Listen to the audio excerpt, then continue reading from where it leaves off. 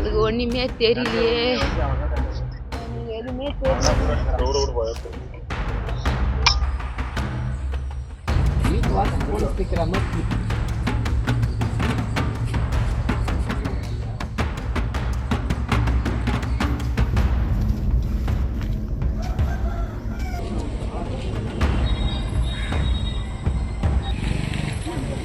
News today Tamil நேயர்களுக்கு வணக்கம்.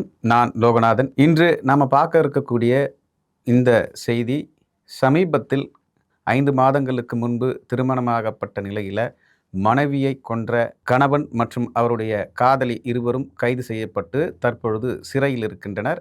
இந்த செய்தியை தான் இன்றைக்கி நம்ம பார்க்க போகிறோம். திருவள்ளூர் மாவட்டம் பொன்னேரி அடுத்த பெரும்பேடு கிராமத்தை சார்ந்தவர் தான் ராஜேஷ். வயது 31. கௌசல்யா என்ற 20 வயது நிரம்பிய பெண்ணை கடந்த 5 மாதங்களுக்கு முன்பு அழகான ஒரு திருமணம் நடைபெறுகிறது. இந்த 5 மாதங்களில் இருவரும் அந்யோன்யமாக வாழ்ந்து வருகின்றனர். திடீரென கௌசல்யா இறந்ததாக கௌசல்யாவுடைய தந்தைக்கு ஒரு கால் வருகிறது.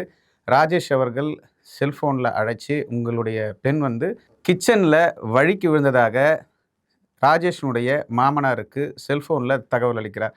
உடனடியே அவரது மாமனார் பெரும்பேடு பகுதியில் உள்ள ராஜேஷின் வீட்டிற்கு பார்க்கும் பொழுது அந்த பெண்ணின் முகம் மற்றும் தலையில் பலத்த காயங்கள் இருப்பதாக சந்தேகப்பட்டு பொன்னேரி காவல் நிலையத்தில் ஒரு கம்ப்ளைண்ட் ஒன்று கொடுக்குறார்.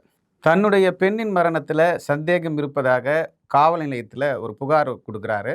அந்த புகாரின் அடிப்படையில் பொன்னேரி காவலர்கள் ராஜேஷ் அவர்களை அழைத்து விசாரணை செய்கின்றனர். கிடுக்குப்பிடி விசாரணையில் ராஜேஷ் அவர்கள் தான் கொலை செய்ததை ஒப்புக்கொண்டுள்ளார். இந்த கொலை எப்படி நடந்தது அப்படின்று விசாரிக்கும் பொழுது தான் ராஜேஷ் அவர்கள் கொலை நடந்த அன்று வேலைக்கு சென்றிருக்கிறார். கொத்தனார் வேலையில் ராஜேஷ் ஈடுபடுறாரு. கொலை நடந்த அன்று வேலைக்கு சென்றிருந்தார். வீட்டில் கௌசல்யா என்ன பண்ணுறாங்கன்னா ரெஸ்ட் எடுத்துகிட்டு இருக்காங்க. இந்த நிலையில் கௌசல்யாவுக்கு தெரியாமலேயே வீட்டுக்கு கௌசல்யாவை தூங்கும் பொழுது அவர் முகத்தில் கையை வச்சு அமுக்கி சாவடிக்கிறார். இந்த நிலையில் தான் இதில் சந்தேகம் ஏற்படக்கூடாது என்ற நோக்கத்தில் அவரது தலையை தரையில் வச்சு இடிச்சே கொள்கிறார். ஏன் இந்த செயல் செய்கிறார் என்றால், வழுக்கி விழுந்து உயிரிழந்திருக்கதாக ஒரு பிம்பத்தை உருவாக்குறார். யாருக்கும் சந்தேகம் வராத அளவிற்கு ஜன்னல் வழியாக எகிரி குதித்து எல்லாமே ஒரு செட்டப் பண்ணி போகிறாரு. பக்கத்து வீட்டில் இருக்கக்கூடிய நபர்கள் கௌசல்யா விழுந்து கிடப்பதை பார்த்து உடனடியாக ராஜேஷ்க்கு தகவல் கொடுக்குறாங்க. வேலையில் இருக்கிற மாதிரியே ராஜேஷ் என்ன பண்ணுறாரு, வீட்டுக்கு இது ஒரு ஆக்சிடென்டலாக நடந்த ஒரு விபத்து அப்படின்னு சொல்லிட்டு அருகில் இருக்கக்கூடிய ஒரு மருத்துவமனைக்கு கௌசல்யாவை தூக்கிட்டு போகிறாங்க. அங்கே போகும்போது டாக்டர்கள் செக் பண்ணி பார்க்கும்போது கௌசல்யா வரும்பொழுது இறந்துட்டாங்க அப்படின்னு ஒரு தகவலை தெரிவிக்கிறாங்க. இந்த நிலையில் தான் ராஜேஷ் தன்னுடைய மாமனாருக்கு இந்த தகவலை தெரிவிக்கிறாரு. ஒரு 5 மாதம் முன்னாடி என் பொண்ணுக்கு மேரேஜ் ஆச்சு. மேரேஜ் ஆகிட்டு என் மரும்பிள்ளை சொன்னால் நீ சேர்த்துருமாம்மா, படிக்க வை, நான் படிக்க வச்சுக்கிறேன் அப்படின்னு சொல்லி நான் ஃபஸ்ட் பீஸை கட்டி சேர்த்தேன். அதுக்கப்புறம் குழந்தை 5 மாதம் படிச்சுட்டு நேற்று சாயங்காலம் மரும்பிள்ளை 6:30 மணிக்கு ஃபோன் பண்ணி மாமா கவுசு கிச்சனில் ஜாரி கீழே விழுந்துச்சு, தலையில் அடிப்படிச்சு மாமா, நான் ஹாஸ்பிட்டலில் சேர்த்தாக்கா முடிய சொல்லிட்டாங்க மாமான்ட்டு மரும்பிள்ளை 6:30 மணிக்கு ஃபோன் பண்ணான். 6 மணிக்கு பண்ணோன்னா நான் 7:30 மணிக்கு அவங்க வீட்டை போனேன். 7:30 மணிக்கு கூட போனாக்கா கீழே குழந்தைக்கு தலையை மட்டும் தான் அடி இருக்கணும், மூஞ்செல்லாம் காயமாக இருக்குது, என்னடா இது இது இயற்கை கிடையாது, செயற்கை தான் இது அப்படின்னு நான் போஸ்ட்மார்ட்டம் தான் பண்ணுவேன் என் பொண்ணை அப்படின்ட்டு நான் 108க்கு ஃபோன் பண்ணி வர வச்சு இங்கே பொன்னேரியில் ஜிஎஸ் ஹாஸ்பிட்டலில் சேர்த்துட்டு அங்கே கம்ப்ளைண்ட் எடுத்துன்னு அப்புறம் மரும்புள்ள அதுலேயும் உண்மை சொல்ல. அப்புறம் மறுபடியும் நைட்டு கேட்டால் மரும்புள்ள நான் தள்ளி விட்டவன் பிறகு தான் கீழே விழுந்துச்சு அடிபட்டுது, ஹாஸ்பிட்டல் சேர்த்தம்மாமா, சேர்த்தவொடனே முடியாது சொல்லிட்டாங்க மாமான்ட்டு நைட்டு தான் சொன்னான். பார்க்கும்பொழுது தான் இந்த சந்தேகம் ஏற்பட்டு அவர் மீது புகார் கொடுக்குறாங்க. காவல்துறையினர் தீவிரமாக விசாரிக்கும் பொழுது தான் கொலை செஞ்சதை ராஜேஷ் ஒப்புக்கொள்கிறாரு. இதில் என்ன ஒரு ட்விஸ்ட் அப்படின்னா, ராஜேஷுக்கும் அவருடைய சித்தி உறவு முறையில் இருக்கக்கூடிய பெண் தீபிகா என்ற 21 வயதுடைய பெண்ணிற்கும் ஒரு நெருக்கமான தொடர்பு ஏற்பட்டு நாளடைவில் இல்லை கள்ள தொடர்பாக மாறுகிறது.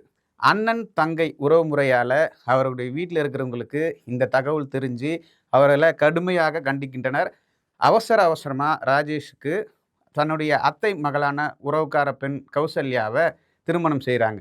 கௌசல்யாவுக்கும் ராஜேஷுக்குமான அந்த உறவானது 5 மாதம் நல்லா போனதா வந்து அவர்களுடைய பெற்றோரிடம் கௌசல்யா தெரிவிச்சிருக்கிறாங்க.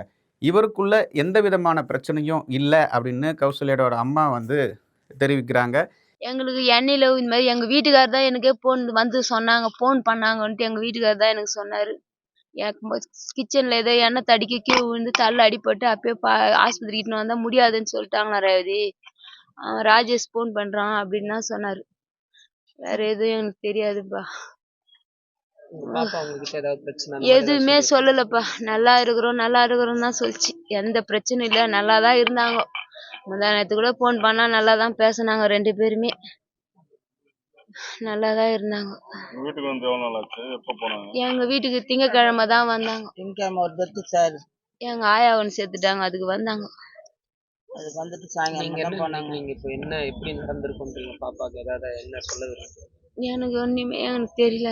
குழந்தை போனா இதுல எனக்கு எதுவுமே தெரியல. யாரு சொல்றது? நாங்க எங்க பார்த்தோமா? நாங்க பார்க்கவே இல்லை. நாங்க பணத்தை தான் பார்த்தோம். நாங்க என் குழந்தை நான் வாய் தந்து எங்களுக்கு இப்படி அப்படி இருக்குன்னு சொல்லிச்சு. எங்களுக்கு ஒண்ணுமே தெரியலையே. எங்களுக்கு ஒண்ணுமே தெரியலையே. எங்களுக்கு எதுவுமே தெரியல. அக்கா வந்து பெரும்பேட்டில் கல்யாணம் பண்ணி கொடுத்தோம். கொடுத்து ஒரு 5 மாதம் ஆகுது. இது வரைக்கும் எந்த பிரச்சனையும் சொன்னதில்லை. நல்லா தான் பேசுவாங்க. நான் தினமும் ஃபோன் பண்ணி பேசுவேன். வீக்லி 1 or 2 டைம்ஸ் போய் பார்த்துட்டு வருவேன் நேரில். அவங்களும் வருவாங்க வீட்டுக்கு. நல்லா தான் போயிருந்து. எதுவும் பிரச்சனைலாம் எதுவும் இல்லை. நேற்று கூட மெசேஜ்லாம் பண்ணியிருந்தாங்க. நல்லா தான் போச்சு. இது எப்படி சொல்கிறதுன்னு தெரில. அவ்வளோதான். என்ன ஆச்சு? என்ன தகவல் வந்து? என்னென்ன தகவல் வந்ததுன்னா, வீட்டில் வலிக்கு கீழே வந்துட்டாங்க, தலையில் அடிபட்டு இருக்கு அப்படின்னு எனக்கு தகவல் வந்தது. அதை கேட்டு நான் வந்தேன். அதுக்கப்புறம் ஹாஸ்பிட்டல் கொண்டு வந்தேன். நீங்க பாத்தீங்களா அக்காவை? எப்படி இருக்கு உங்களுக்கு? எப்படி இருக்குது? அக்காவை பார்த்தேன். என்னடா காலைல மெசேஜ் பண்ண பொண்ணு இப்படி பத்துன்னு இருக்கேன்னு சொல்லிட்டு அது ஒரு மாதிரி ஆயிடுச்சு. இல்லை சார், நான் எங்கள் மாமா கிட்ட நல்லா பேசியிருக்கேன், எங்கள் அக்கா கிட்டையும் பேசியிருக்கேன். 2 பேரும் நல்லா தான் இருந்தாங்க. எந்த பிரச்சனையும் இல்லை. சந்தோஷமாக தான் இருந்தாங்க. அவங்களுக்குள்ள அந்த பிரச்சனை பார்த்தது இல்லை. அது ஏதோ நேற்று நடந்திருக்கு. அது நான் தெரியல. பார்ப்போம். ஏன் கௌசல்யா இறந்தார்கள் என்ற சந்தேகம் வந்து யாருக்கும் எழலை. ஏன்னா 2 பேருக்குள்ள எந்த விதமான பிரச்சனையும் இல்லை. ஆனால் தன்னுடைய கள்ளக்காதலிக்கும் ராஜேஷுக்குமான தொடர்பு நாளடைவில் அதிகரிக்கிறது.